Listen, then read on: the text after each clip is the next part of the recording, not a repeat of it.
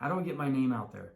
This is the biggest question that I get from all of my clients, and it's why they hire me, because I help them get their name out there. And I developed this system that I'm going to walk you through kind of the high 30,000 foot view that I still think you're going to get a ton of information out of. And this system is going to help you right away. So let's take a look. I have a friend who just moved to a new area and he's in the HVAC market and he's new to the area, but he is active on SEO. He has done some Facebook advertising, Yelp advertising, but he's still struggling to get new business. I've outlined a few things that I think will help him. And in addition, will help you if you're in the HVAC market or if you're in any local service based business, massage, yoga, physical training, etc. Where you want to start is knowing your audience.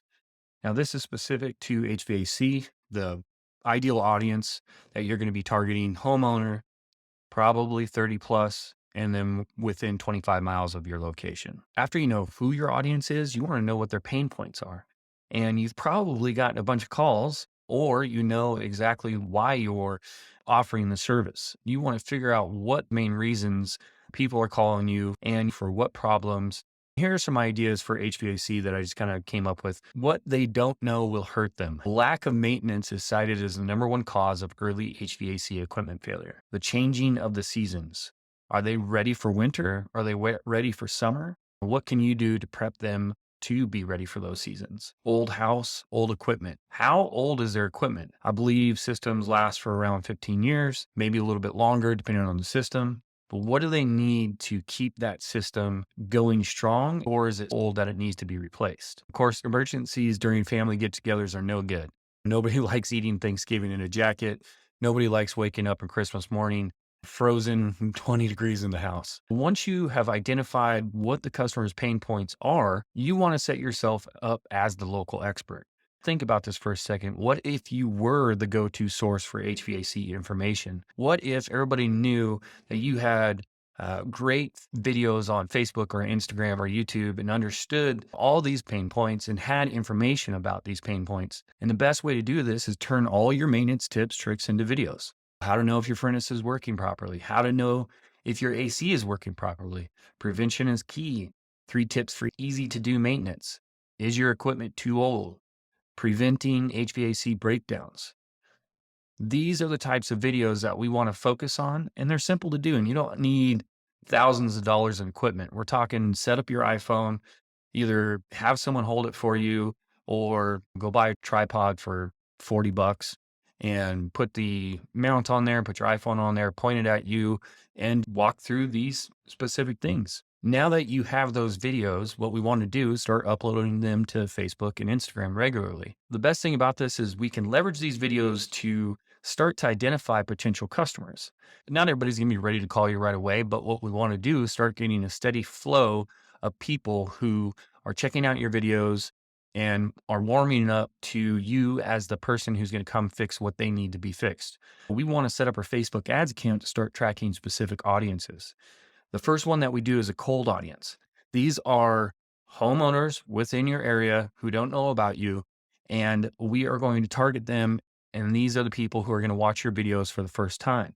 And we are going to get this going right away. We set up a campaign to target local area homeowners, and we get a constant stream of potential customers watching your videos. They have an HVAC system. They have issues. They have a problem. They're coming to you, or at least they're searching out specific problems. And even if they don't have a problem, what we're doing is we're actually priming them to become a customer, priming them to think about what potential issues they could have. And then once we've kind of primed them, then they become part of the warm audience. We set up these audiences to identify people who have watched a certain percentage of your videos. And we also set up this campaign to exclude the cold audiences above. We want to make sure that we're properly segmenting our audiences, because once they become a warm audience, we don't want to keep feeding them videos on how to. We want to get them into a situation where they're about to accept an offer or take action on an offer. And we are going to target this warm audience for a free inspection or half off an inspection or X% off full maintenance.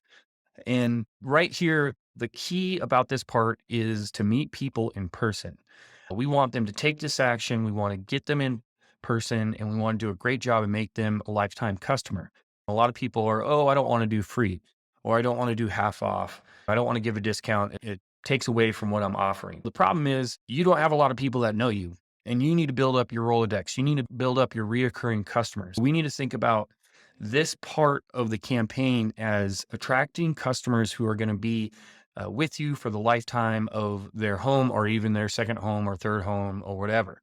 And if it costs you a free inspection, but the LVT of a customer, lifetime value of a customer is $500 or 1,000, that's a drop in the bucket, right? You may be missing out on 90 bucks here, but overall you're making $500 or 1,000 over the lifetime of this person being a customer. And especially once they get towards the end of the lifetime of their system, then it becomes more frequent. Maybe this is $1,500. This is a mindset shift, but this is one of the biggest things that I tell my customers all the time. Don't worry about the upfront cost of acquiring a customer if we know that the lifetime value of a customer outweighs the amount that we're acquiring them for. If it costs us 50 bucks to acquire them, but they're spending $500, the ROI on that is amazing. And we can just rinse and repeat and do that every single time. And we're going to make money. And this free inspection, really think about doing something like this because again, we want to get there in person and we want to figure out their issue. And then we want to offer them our fixes. Just think about when you go to the dentist for a teeth cleaning and you come away with a quote for like $5,000 because now you need fillings. Now you need teeth whitening. Now you need braces. Now you need whatever it may be. You went in for that $99 fix or cleaning and you came out with a $5,000 quote. This is upselling and this is sending them through your what's called a value ladder. The more time that they spend with you, the more likely they are to spend more money with you, building that trust and offering them services that are going to help them for the long term, that are going to prevent emergencies, etc. Let's take a look at how this might work in the real world. I have this client and I have this specific cold audience and this warm audience working. And I don't want you to look at the one lead and $127 per lead because this campaign is not about leads. This campaign is actually about video playthroughs. All we're trying to do is get people to consume your evergreen content, and we are looking for plays.